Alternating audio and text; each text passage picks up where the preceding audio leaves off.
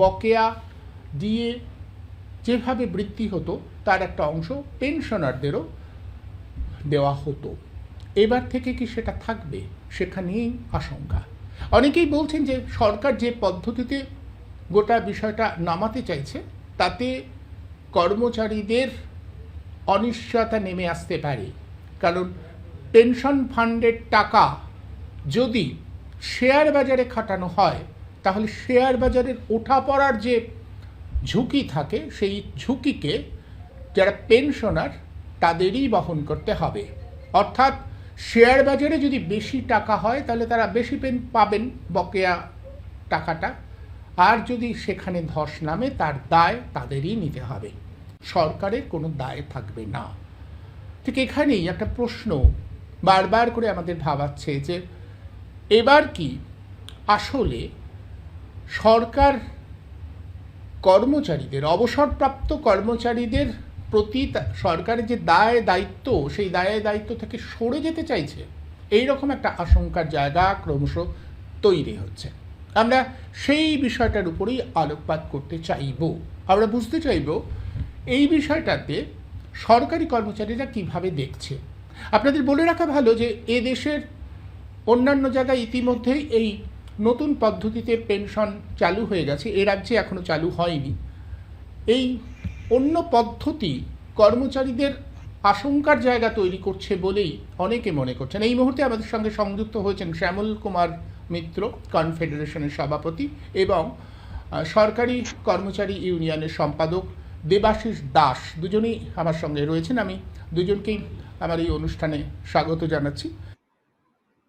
সুভাষিস দাস, আমি একটু ভুল বললাম, আমি দুঃখিত, নামটা ভুল বললাম, সুভাষিস দাস, দুজনে আমার সাথে সংযুক্ত হয়েছেন। আমি আপনাদের দুজনকেই এই অনুষ্ঠানে স্বাগত জানাচ্ছি। আমি শ্যামলবাবুর কাছেই প্রথম আসবো। শ্যামলবাবু, আপনি আমাকে বলবেন যে এই নতুন পদ্ধতি যদি পেনশন স্কিমটা চালু করে তাহলে কি সরকারি কর্মচারীদের আশঙ্কার জায়গা যথেষ্ট থাকছে? অনেকেই তো বলছে এটা একটা আতঙ্কের জায়গা, আশঙ্কার জায়গা তৈরি হবে। কেন এমন মনে হচ্ছে? দেখুন, 2004 সালে অটল বিহারী বাজপেয়ী নেতৃত্বাধীন সরকার, যে দপ্তরবিহীন মন্ত্রী ছিলেন মমতা বন্দ্যোপাধ্যায়, তারা বিদায় লগ্নে পুরাতন পেনশন স্কিম বাতিল করে নতুন পেনশন স্কিম আনেন, অর্থাৎ ন্যাশনাল পেনশন সিস্টেম। এবার এই পুরাতন পেনশন স্কিমের সঙ্গে নতুন পেনশন স্কিমের পার্থক্যটা কোথায়? পুরাতন পেনশন স্কিমে শেষ কর্মজীবনের শেষ যে বেতন, তার কম বেশি 50% পেনশন কর্মচারীরা অবসরকালে পেতেন, এবং এই পেনশনটা পাওয়ার জন্য কর্মজীবনে তাদের কোনো মাসিক টাকা তাদের দিতে হতো না, অর্থাৎ কোনো কন্ট্রিবিউশন দিতে হতো না। এবং পেনশনটায় কোনো কর্মরত কর্মচারীদের যেমন বছরে একটা ইনক্রিমেন্ট আছে 3%, সেইটা কিন্তু পেনশনাররা পেতেন না। কিন্তু ডিয়ারনেস অ্যালাউন্স বাড়লে তারা ডিয়ারনেস রিলিফ পেতেন। আর নতুন পেনশন স্কিমটা হচ্ছে যে পেনশনের যে দায়িত্বটা সরকারের কাঁধে ছিল, এই দায়িত্বটা সরকার পুরোপুরি ঝেড়ে ফেলে একটা pension fund regulatory and development authority তৈরি করলেন, এবং কর্মরত কর্মচারী যারা, তারা তাদের বেতনের থেকে একটা নির্দিষ্ট পরিমাণ টাকা এই pension fund regulatory and development অথরিটির নিয়ন্ত্রণে থাকা পেনশন ফান্ড তহবিলে তারা রাখবেন, এবং সরকারও কিছু টাকা রাখবেন। এবার সেই টাকাটা pension fund regulatory authority share বাজারে খাটাবে।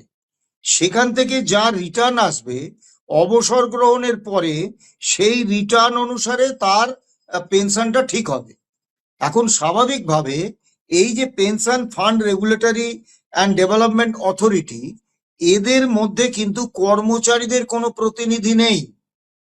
অর্থাৎ কর্মচারীরা এই পেনশন ফান্ড অথরিটি কোন শেয়ার বাজারে কোন শেয়ার কিনছেন, কিভাবে খাটাচ্ছেন, এই বিষয়টাতে কিন্তু কর্মচারীদের কোনো ভূমিকা নেই, অথচ পেনশনটা কর্মচারীদের। এবং মুশকিল হচ্ছে যে যদি রিটার্ন কম হয়, শেয়ার বাজারে তো সবসময় ঝুঁকি থাকেই। অর্থাৎ এমন কিছু শেয়ার কেনা হলো, এমন কিছু শেয়ারে বিনিয়োগ করা হলো যাতে লাভ হলো না, ক্ষতি হলো, তখন কিন্তু পেনশনাররা পেনশন পাবেন কি করে? কারণ ওই রিটার্নের উপর পেনশনটা নির্ভর করছে। অর্থাৎ সম্পূর্ণত আগে যেটা সরকারের অবসরের পরে কর্মচারীদের সামাজিক সুরক্ষার একটা ক্ষেত্র হচ্ছে পেনশন, সেই একটা ক্ষেত্রের দায়িত্ব সরকার পুরোপুরি নিতেন। এখন এই 2004 সালের পরে কেন্দ্রীয় সরকারি কর্মচারীদের ক্ষেত্রে কেন্দ্রীয় সরকার এই পুরো দায়িত্বটা অস্বীকার করলেন। এবারেতে বিভিন্ন রাজ্য সরকার দেখলো, আরে বেশ মজা তো, আমাকে কোনো দায় নিতে হচ্ছে না, এবার কর্মচারীরা পেনশন পাবে কি পাবে না তে মর্গে যাক, আমার দেখার দরকার নেই। এবং তারাও কিন্তু একেবারে মানে খুব দ্রুততার সঙ্গে এই নতুন পেনশন স্কিম গ্রহণ করলো। আমার কাছে যা তথ্য ছিল এতদিন পর্যন্ত, তাতে ছত্তিশগড়, রাজস্থান, ঝাড়খণ্ড, পাঞ্জাব, হিমাচল প্রদেশ এবং পশ্চিমবঙ্গ, এই কটি রাজ্যে কিন্তু পুরাতন পেনশন স্কিম চালু ছিল।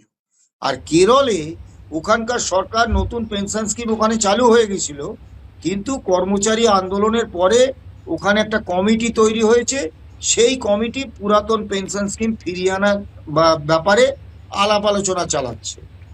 কিন্তু গত 7 তারিখে অর্থাৎ শুক্রবার কলকাতায় এসেছিলেন pension fund regulatory and development অথরিটির চেয়ারম্যান শিব সুব্রমণিয়াম রামান।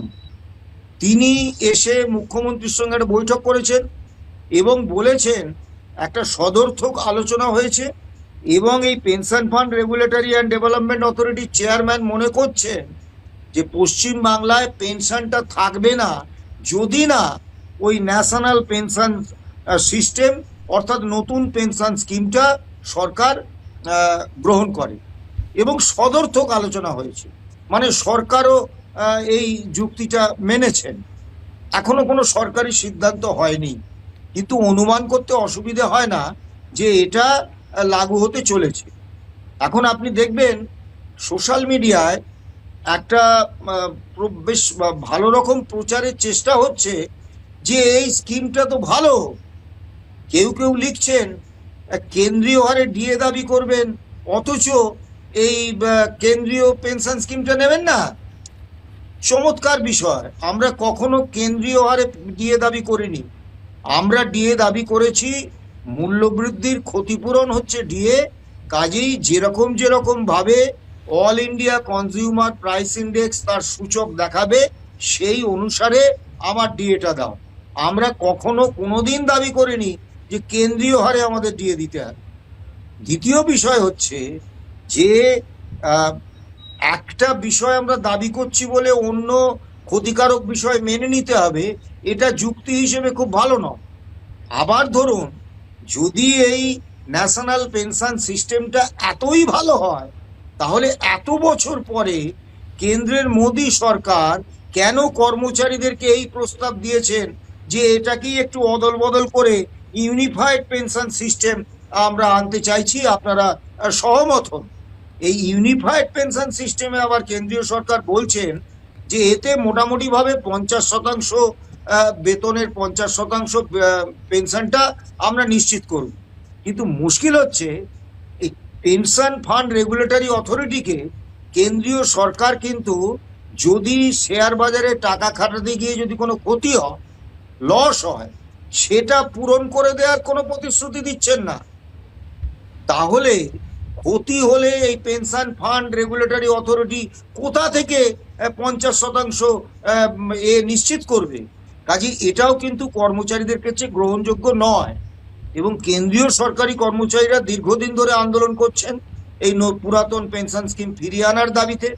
বিভিন্ন রাজ্যে আন্দোলন হচ্ছে, কিন্তু মুশকিল হচ্ছে কেন্দ্রীয় সরকার গত 2023 সালের 21শে মার্চ কেন্দ্রীয় সমস্ত কর্মচারীদের সংগঠনগুলো একযোগে এই পুরাতন পেনশন স্কিম ফিরিয়ে আনার দাবিতে আন্দোলন করছিলেন। কেন্দ্রীয় সরকার কিন্তু ওই 21শে মার্চ 2023 একটা নির্দেশিকা জারি করে জানান যে পুরাতন পেনশন স্কিম ফিরিয়ে আনার দাবিতে যে কোনো ধরনের আন্দোলন, সে গোসলো হতে পারে, সে ধর্মঘট হতে পারে, জমায়েত হতে পারে, কর্মবিরতি হতে পারে, মিছিল মিটিং হতে পারে, পোস্টারিং হতে পারে, সমাবেশ হতে পারে, যে কোনো ধরনের আন্দোলন তারা নিষিদ্ধ করছেন। এবং সেই আন্দোলনে অংশগ্রহণ করলে চাকুরি বিধি অনুসারে কঠোর ব্যবস্থা নেওয়া হবে এবং তাদের চাকুরিচ্যুতিও ঘটতে পারে। আমি এই বিষয়টার উল্লেখ করলাম এই কারণে একদম যে দল হিসেবে বিজেপি এই পুরাতন পেনশন স্কিম ফিরিয়ে আনার বিষয়ে তাদের মনোভাবটা কি।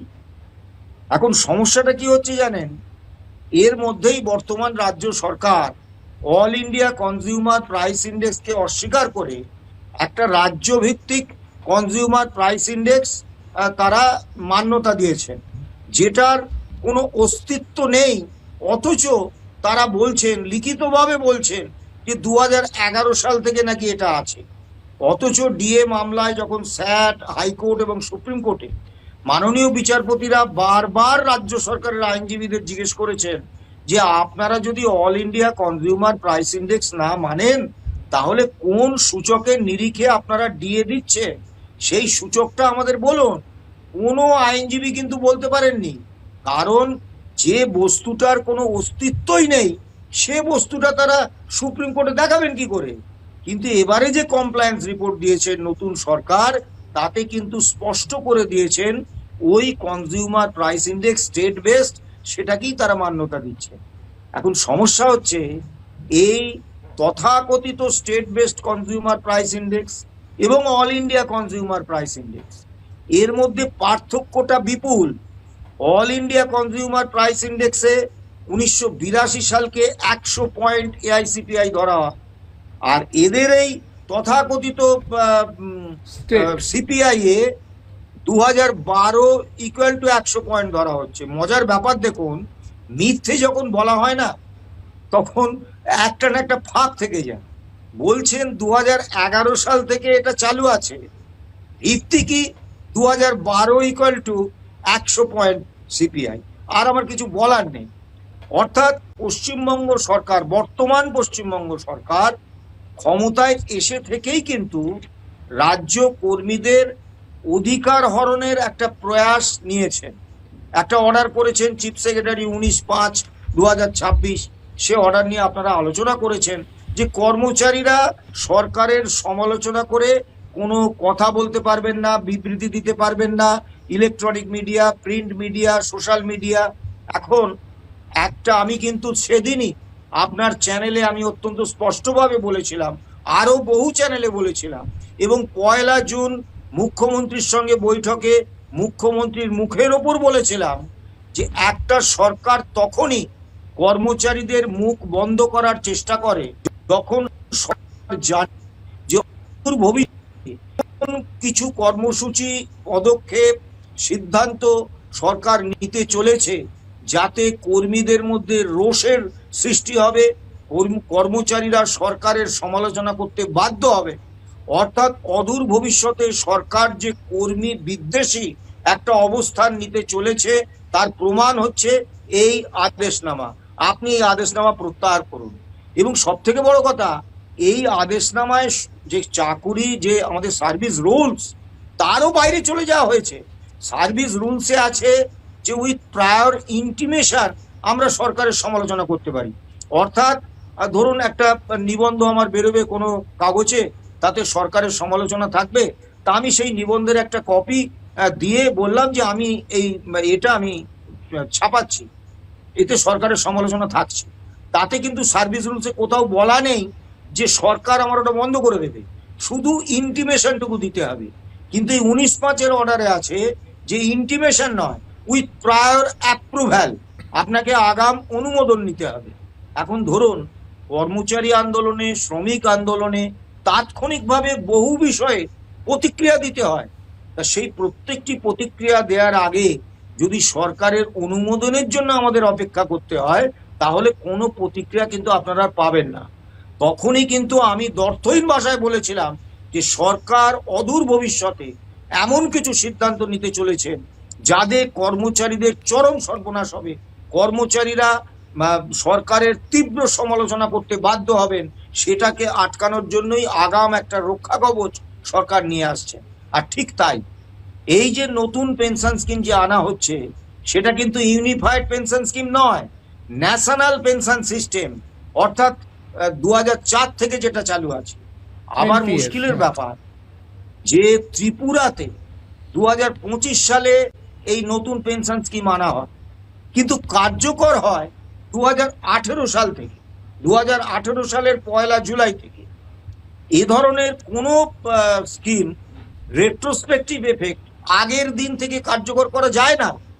কিন্তু বিজেপি সরকার এসব নিয়ম কানুন কিছু মানে না, কারণ সংবাদ মাধ্যম, তারপর সংবাদ মাধ্যম পুরোটাই কিনে নিয়েছে, তারপরে আপনার আদালতের মানে জুডিশিয়ারি, তার একটা বড় অংশ কিন্তু আজকে বিজেপির মানে কথায় চলছে, বিজেপির নির্দেশে চলছে, এবং বহু রায় হচ্ছে যে আউট অফ কোর্ট একটা পলিটিক্যাল সেটেলমেন্ট রায় আকারে বেশি বেরিয়ে আসছে।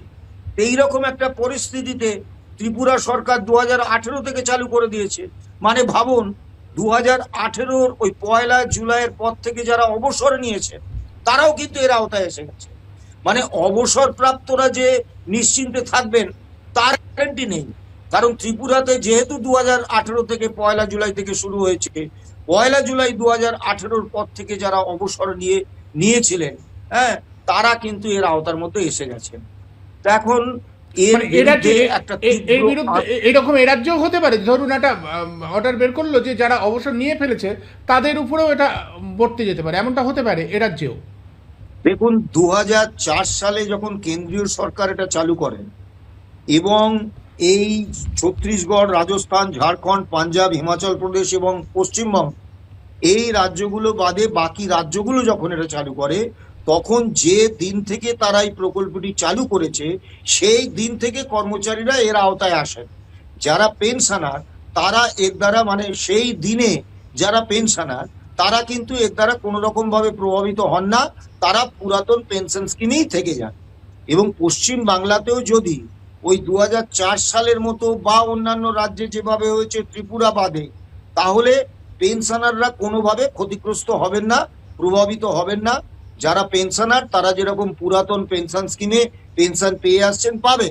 কিন্তু মুশকিল হচ্ছে, ত্রিপুরা তো একটা রাস্তা দেখিয়ে দিয়েছে এবং সেখানে তো বিজেপি গভর্নমেন্ট, কাজেই শুভেন্দু বাবু তো মানে বিজেপির একেবারে, মানে কি বলবো, মানে আগমার্কা ঘোড়া। তা তিনি যে ত্রিপুরার এই উদাহরণটা নিয়ে পশ্চিম বাংলাতেও ঠিক এইভাবে কার্যকর করবেন না, এর কোনো গ্যারেন্টি কিন্তু নেই। এবং সেটা যদি করা হয় তাহলে ওই যেদিন থেকে চালু করা হবে তার পরের দিন থেকে যারা রিটায়ার করেছেন তারা প্রভাবিত হবেন।